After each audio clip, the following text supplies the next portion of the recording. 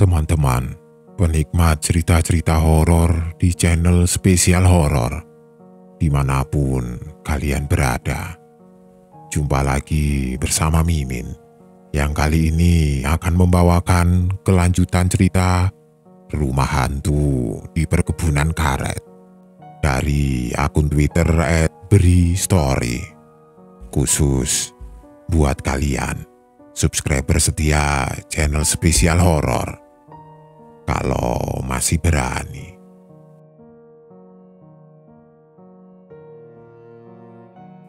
Sore itu, Wahyu berlari tergopoh-gopoh ke arahku yang sedang duduk di bawah salah satu pohon karet. Baru saja aku selesai membereskan peralatan yang baru saja digunakan para pekerja penyadap karet. "Pak, ada orang meninggal di sungai belakang," ucap Wahyu sambil tersengal-sengal. "Meninggal? Siapa yang meninggal, Yu?" tanyaku penasaran. "Katanya penduduk kampung hulu sungai, Pak.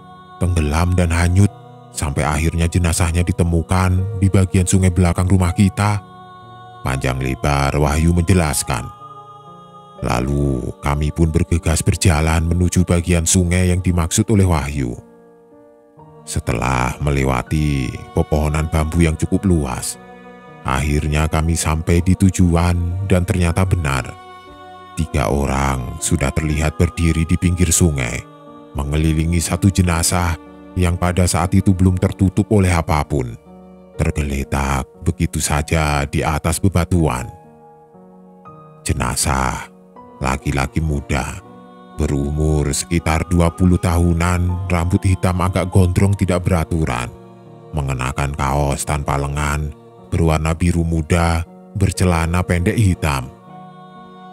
"Bapak yang mandor di perkebunan karet di atas ya, Pak?" salah seorang yang ada di situ bertanya kepadaku. "Iya, Pak, ini Wahyu, rekan saya. Yang meninggal pemuda mana, Pak?" aku menjawab, dan diakhiri dengan pertanyaan mengenai jati diri jenazah yang terbaring di hadapan kami. "Pemuda dari kampung di hulu sungai.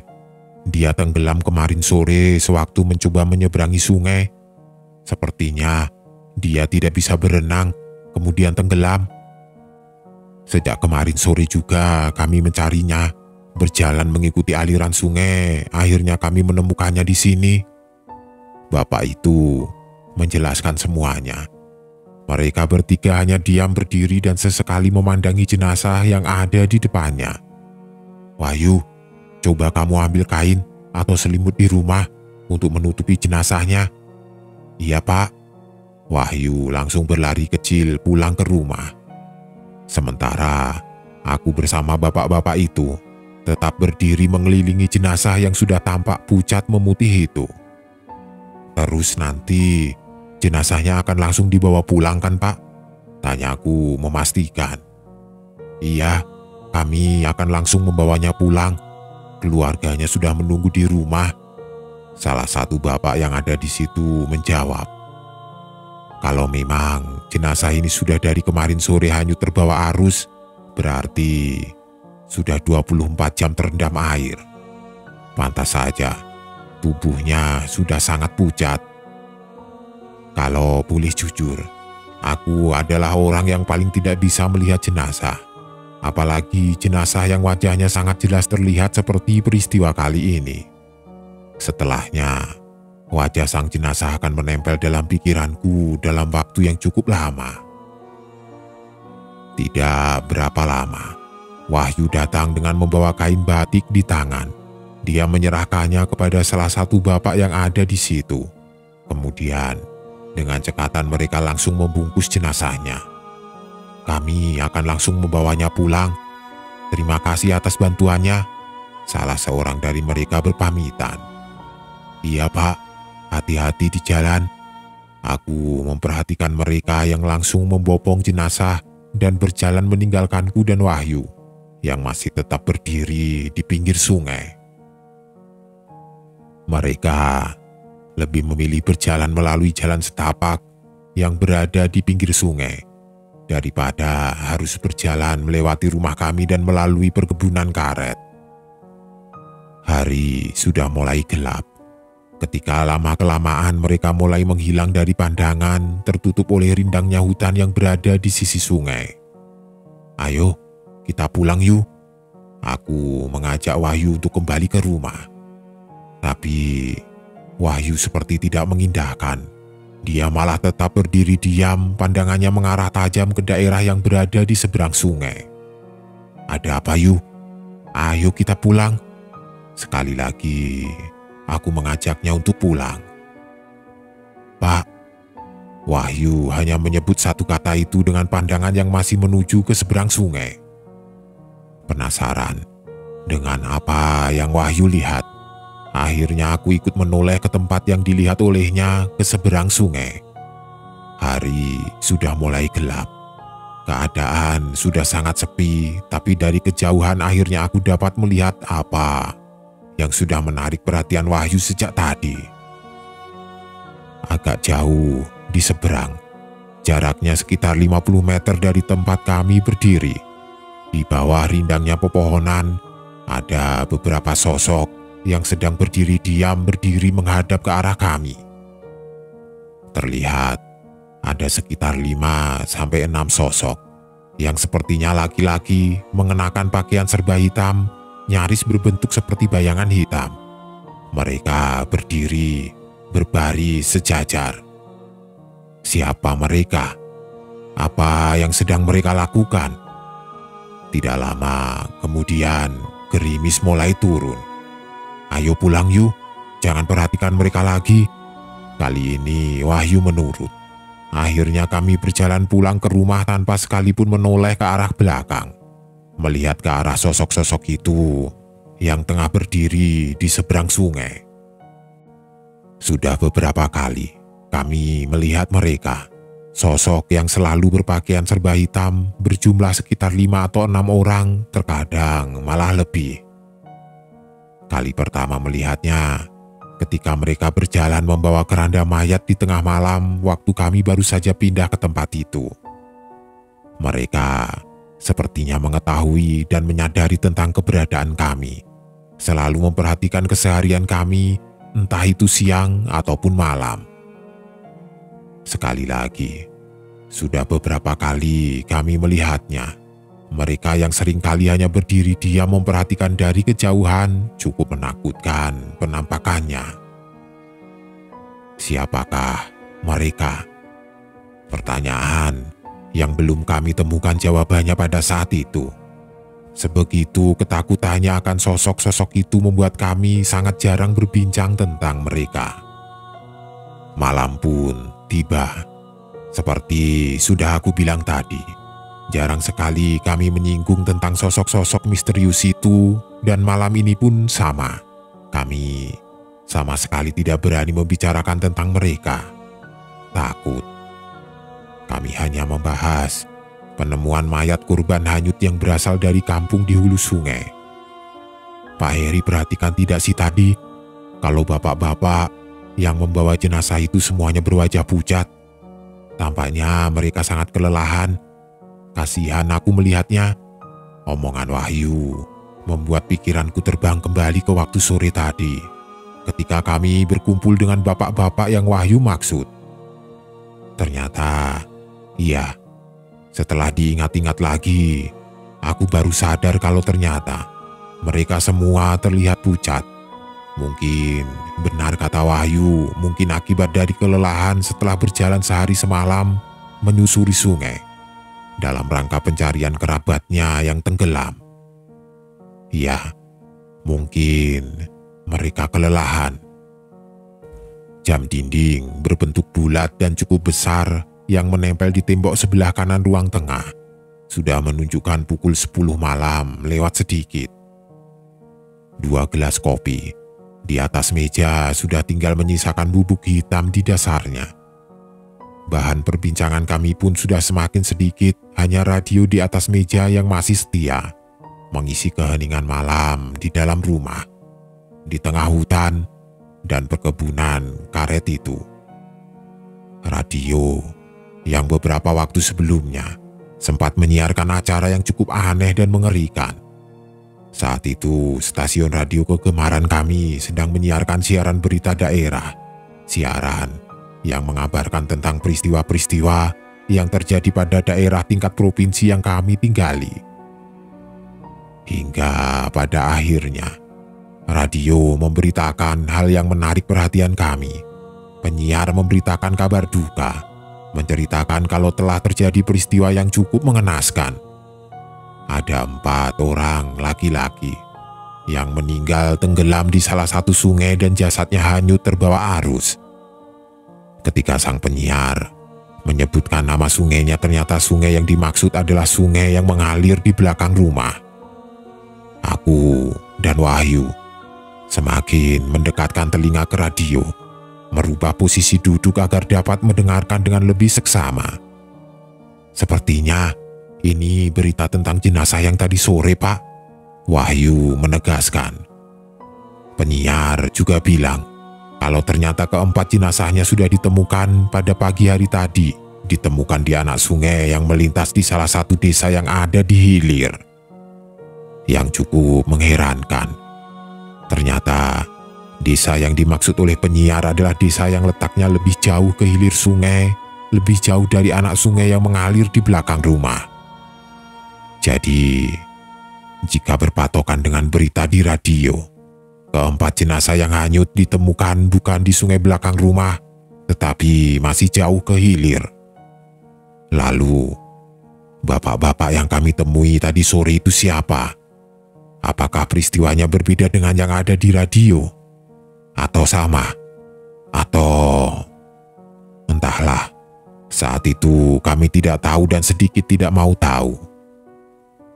Pak, saya ke kamar mandi dulu ya. Sudah jam 11 malam. Ketika Wahyu pamit untuk ke belakang, aku masih tetap duduk di ruang tengah sambil terus mendengarkan siaran radio. Volumenya sudah tidak terlalu keras tetapi masih dapat terdengar. Sementara keadaan di luar rumah sangat sepi. Gerimis rintik hujan terdengar mulai turun. Tetesan airnya berdetik jatuh di atap rumah membuat udara menjadi semakin dingin menusuk tulang. Tapi tiba-tiba, samar-samar aku mendengar sesuatu. Terdengar seperti ketukan pintu depan rumah. Aku langsung mematikan radio dan mencoba lebih meyakinkan pendengaran lagi kalau yang terdengar memang benar-benar suara ketukan pintu. Tok tok tok. Ternyata benar. Ketukan itu terdengar lagi. Kali ini membuatku yakin kalau itu memang suara ketukan pintu. Aku berdiri kemudian berjalan mendekat ke pintu. Siapa ya? Tidak ada jawaban dari luar. Tok tok tok. Pintu diketuk dari luar sekali lagi. Karena tidak ada jawaban, aku mendekat ke jendela yang berada di samping pintu, meraih tirainya dan menggesernya sedikit. Melalui celah tirai jendela, aku mengintip keluar mencari tahu siapakah gerangan yang mengetuk pintu. Setelah celah yang terbuka sudah cukup besar, aku akhirnya melihat sesuatu. Walaupun keadaan di luar terbilang sangat gelap, aku masih dapat melihat kalau ada 2 orang yang sedang berdiri di depan pintu. Aku dapat mengenali orang yang berdiri di depan. Ternyata itu adalah bapak yang aku temui tadi sore di sungai belakang. Bapak yang paling banyak bicara. Aku mengenali wajahnya. Sementara aku tidak mengenali orang yang berdiri di belakangnya karena posisinya tidak berada dalam sorotan cahaya yang bersumber dari dalam rumah. Hanya terlihat siluetnya saja. Mengetahui akan hal itu, aku langsung membuka pintu dan menyapa mereka. "Oh, Bapak, saya kira siapa datang malam-malam seperti ini?" Aku menyapa dengan cukup ramah. Namun mereka hanya diam tanpa bicara sedikit pun. "Mari masuk, Pak. Gerimis di luar. Kita ngobrol di dalam saja." Mereka tetap diam. Namun bapak yang berdiri paling depan mulai sedikit tersenyum. "Terima kasih, Pak. Kami hanya datang dengan maksud mengembalikan ini." Akhirnya, bapak itu berbicara juga sambil tangannya menyodorkan sesuatu. Tangannya ternyata memegang kain batik yang sudah terlipat rapi. Beberapa detik kemudian aku tersadar. Ternyata kain batik itu adalah kain yang mereka gunakan untuk membungkus jenazah yang ditemukan di sungai tadi sore. Kain yang dibawa dan diserahkan oleh Wahyu. "Oh iya Pak, kan bisa besok kalau memang mau mengembalikannya. Tidak perlu malam-malam seperti ini," ucapku kepada bapak itu. Sang bapak hanya tersenyum kecil. Beberapa saat kemudian, aku baru tertarik untuk memperhatikan orang yang satu lagi yang berdiri agak di belakang. Setelah pintu rumah terbuka lebar, barulah terlihat jelas penampilannya. Seorang pemuda yang masih berumur sekitar 20 tahun. Rambut hitam pekat agak gondrong, mengenakan kaos tanpa lengan berwarna biru muda, dan bercelana pendek warna hitam. Awalnya, dia selalu dalam posisi agak menunduk. Karena itulah, aku masih belum bisa melihat wajahnya dengan jelas. Tetapi, mungkin karena tahu kalau aku memperhatikan, perlahan dia mulai mengangkat wajahnya. Saat itulah, aku tersadar ketika wajah pucatnya sudah terlihat jelas. Badanku lemas, jantung langsung berdetak tidak beraturan, bulu kuduk berdiri semua. Ternyata, dia adalah jenazah yang aku lihat tergeletak di pinggir sungai tadi sore. Aku sangat hafal dengan wajahnya. "Terima kasih Pak," ucap pemuda itu pelan. Suaranya nyaris tidak terdengar. Aku tidak menjawab apa-apa, hanya berdiri diam memperhatikan keduanya dalam ketakutan. Baru tersadar juga kalau ternyata bapak yang berdiri di depan wajahnya sangat pucat seperti orang yang sudah meninggal. Lalu, secara perlahan mereka membalikkan badan dan berjalan menuju pohon-pohon karet di depan rumah. Dengan langkah gontai, akhirnya mereka perlahan menghilang di tengah gelapnya pepohonan karet. "Ngobrol sama siapa Pak? Memang ada tamu?" Suara Wahyu membuatku terkejut dan segera tersadar, kemudian langsung menutup pintu dan menguncinya. "Tidak ada siapa-siapa Yu. Ayo kita tidur saja." "Itu kain apa di tangan Bapak?" Wahyu bertanya setelah melihat kain yang ada di tanganku. "Besok saja ceritanya Yu." Aku letakkan kain batik itu di atas meja. Setelahnya, kami langsung masuk ke dalam kamar. "Ada apa sih Pak?" Di dalam kamar, Wahyu tetap saja penasaran, terus memaksaku untuk menceritakan apa yang terjadi ketika dia sedang di kamar mandi. "Besok saja Yu." Aku bersikukuh tidak mau untuk menceritakan apapun. Sementara itu, suasana di luar mulai terasa sangat mencekam. Gerimis hujan masih turun terdengar, tapi selain itu sama sekali tidak ada suara. Hanya sesekali terdengar dahan pohon-pohon karet bersinggungan satu sama lain karena tertiup angin. Jam sudah hampir di pukul 1 tengah malam. Sementara kami masih terhanyut dalam lamunan masing-masing, masih terjaga sambil terus berharap rasa kantuk akan segera datang. "Tadi, ketika kamu di kamar mandi, ada 2 orang yang datang Yu." Akhirnya, aku memutuskan untuk menceritakan kejadian yang baru saja aku alami. "Siapa yang datang Pak? Ada perlu apa datangnya malam-malam?" "Mereka datang untuk mengembalikan kain yang kamu ambil dari rumah tadi. Kain batik untuk menyelimuti jenazah," jawabku. "Oh, Bapak yang mana yang datang Pak? Kenapa malam-malam begini datangnya?" Wahyu terus mencecarku dengan pertanyaan. Aku cukup lama terdiam, bingung untuk menjawabnya karena aku yakin kalau salah satu dari 2 orang itu adalah jenazah yang kami lihat tergeletak di pinggir sungai. "Yang satu adalah Bapak yang paling sering bicara," jawabku pendek. "Lalu yang satu lagi Pak?" Wahyu terus mengejarku dengan pertanyaan. Aku sempat menarik nafas panjang sebelum akhirnya memutuskan akan menceritakan semuanya kepada Wahyu saat itu juga. Tapi belum sempat aku mulai berbicara, tiba-tiba terdengar ada suara dari ruang tengah. Kita dengarkan berita daerah bersama saya, radio. Di ruang tengah hidup dengan sendirinya menyiarkan siaran berita daerah. Kami hanya terdiam dan berpandangan ketika mendengar radio menyiarkan berita yang sudah kami dengar sebelumnya, yaitu berita tentang meninggalnya 4 warga yang tenggelam di sungai. Kami terus terdiam mendengarkan siaran radio. Biar saya matikan radio itu, Pak. Sekalian saya mau mematikan lampu petromak juga. Wahyu terlihat ingin memaksa dirinya untuk mematikan radio meski dalam ketakutan. Mungkin dia sudah jengah karena selalu merasa takut. Ya sudah yuk, jangan lupa cek pintu depan. Takut belum terkunci. Iya, Pak. Lalu Wahyu berdiri dan berjalan menuju ke pintu. Dia membuka pintu pelan-pelan, seperti ada perang batin di pikirannya. Setelah pintu baru terbuka setengah, tiba-tiba Wahyu terdiam dan menghentikan gerakan tangannya.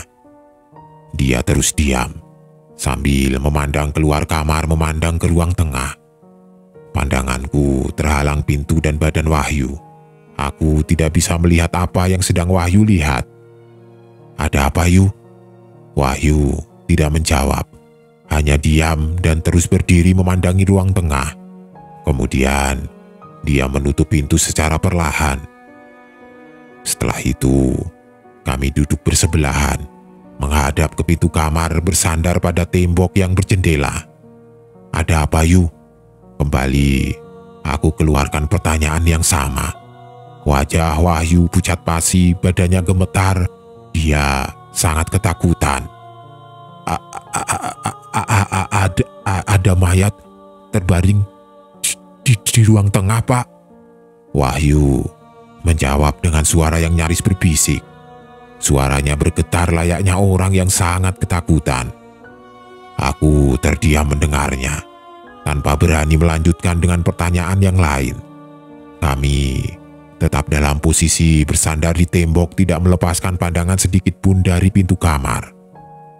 Jantung berdegup kencang. Nafas gemetar tidak beraturan. Ketika tiba-tiba pintu kamar mulai bergeser terbuka, ada yang mendorongnya dari luar. Suara engsel pintu yang bergeser itu terdengar pelan, namun jelas. Sedikit demi sedikit, situasi di ruang tengah mulai terlihat. Situasi yang akan sangat terlihat jelas karena lampu petromak yang masih dalam keadaan menyala. Sementara itu, suara siaran radio tetap terdengar mengiringi peristiwa yang sangat mengerikan itu. Akhirnya, kami dapat melihat semuanya. Melihat ke ruang tengah ketika pintu sudah benar-benar dalam keadaan terbuka. Ada sosok yang berdiri menghadap ke dalam kamar. Laki-laki bercelana pendek, hanya wajah pucatnya saja yang terlihat. Hampir seluruh tubuhnya tertutup oleh kain batik, kain yang sama yang digunakan untuk menutup jenazah pada sore sebelumnya. Benar, itu kain yang sama, karena yang berdiri pun adalah orang yang sama. Yang berdiri depan pintu adalah orang yang meninggal yang terbaring di pinggir sungai. Mayat itu sekarang berdiri di depan pintu dengan badan berbalut kain. Sementara di belakangnya duduk 3 sosok yang juga berwajah pucat seperti mayat. Mereka duduk di kursi panjang yang posisinya juga menghadap ke dalam kamar. Badan kami gemetar, tidak bisa berteriak apalagi melangkahkan kaki untuk melarikan diri. Perlahan, sosok yang berdiri berbalut kain dengan langkah gontengnya berjalan maju masuk ke dalam kamar. Dengan wajah pucat dan lingkar mata yang hitam, dia tersenyum. Senyum yang sangat menyeramkan. Jarak kami hanya tinggal beberapa meter ketika bau anyir mulai tercium. Bau anyir yang membuat badanku seperti terbius.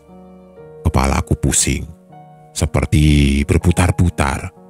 Dan setelah itu, aku tidak ingat apa-apa lagi.